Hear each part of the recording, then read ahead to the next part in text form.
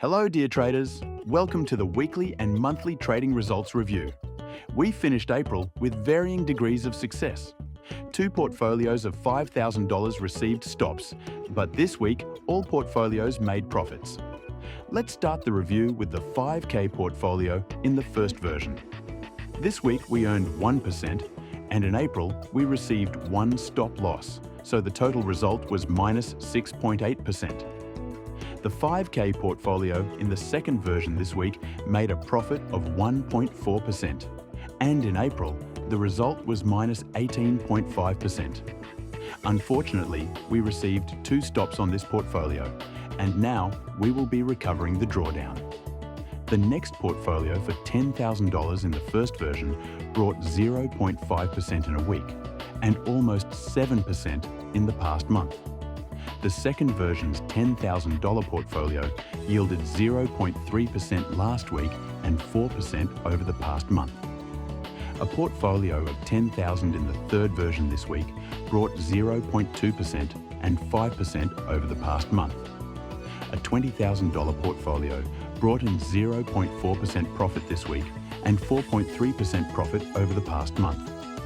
A $50,000 portfolio brought in almost 0.5% profit this week and 5% over the past month. A $100,000 portfolio brought in 0.6% this week. Last month, unfortunately, there was a technical glitch in which trades were closed incorrectly.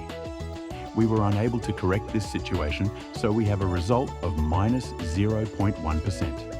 A portfolio of $200,000 brought in 0.7% profit this week and 6.5% over the past month.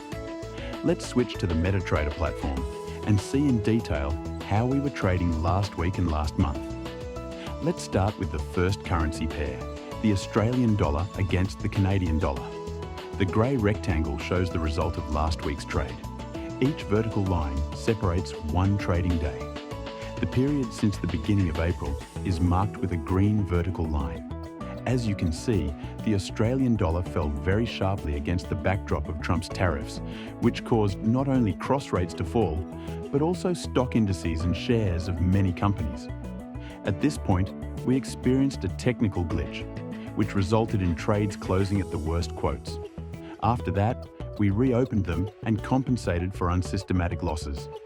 After the market tried to break through the local low 3 times, the price rebounded and is now in a rather slow uptrend, which can also be classified as a flat, as the growth of the highs is small and the lows are almost at the support level.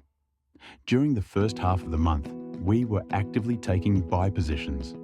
Then, during the market correction, we mostly opened sell trades.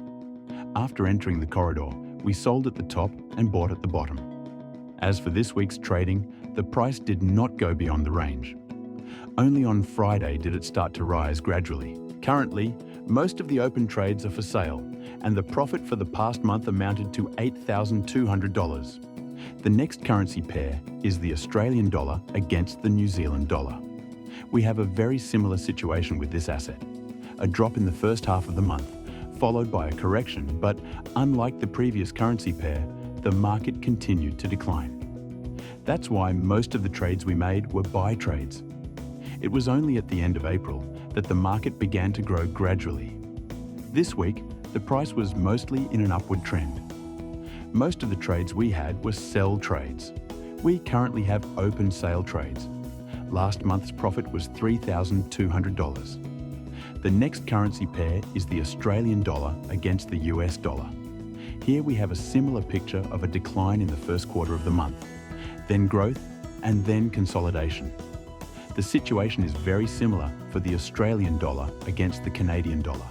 There are fewer trades, but we still made a profit of $1,400 last month. The next currency pair is the euro against the British pound. Here, the situation is mirrored. We have a rapid growth of the euro in the first third of the month. Most of the trades we had were sell trades. Then the market gradually moved into consolidation, which is where it is now. We can say that this pair reacted most calmly to fundamental factors without high risks and brought us good profits. Last month, we made a profit of $2,000. The next currency pair is the pound against the US dollar. We have very high volatility on this asset. The month started with impulsive growth. Then the price fell sharply. Our algorithms began to gain positions on the correction after this impulsive decline. We have been holding our trades since April 10th and are waiting for further market correction. The good news is that this week we had a false surge of local resistance, after which the price went down every day. Therefore, this situation increases the chances of a downward correction. April's profit was $2,300. The next pair is the pound against the Canadian dollar. This asset has a similar situation to other cross rates, a decline in the first half of the month, followed by a correction and an attempt to form an uptrend. However, by early May, the price had returned to its previous local lows, which suggests that the market is in consolidation. We currently have one open buy trade, and last month's profit was $1,700. The next currency pair is the US dollar against the Canadian dollar. We have only one algorithm trading on this asset, so there are not many trades. We can see a fairly strong downward trend in the first half of the month, which has now turned into consolidation. We had several chains of trades, both for sale and purchase. We currently have two open trades. Last month's profit was $562. The last currency pair is the New Zealand dollar against the Canadian dollar. We have the largest number of algorithms for this asset, so you can see many more trades. In the first quarter of the month, the price went down, so we mostly bought.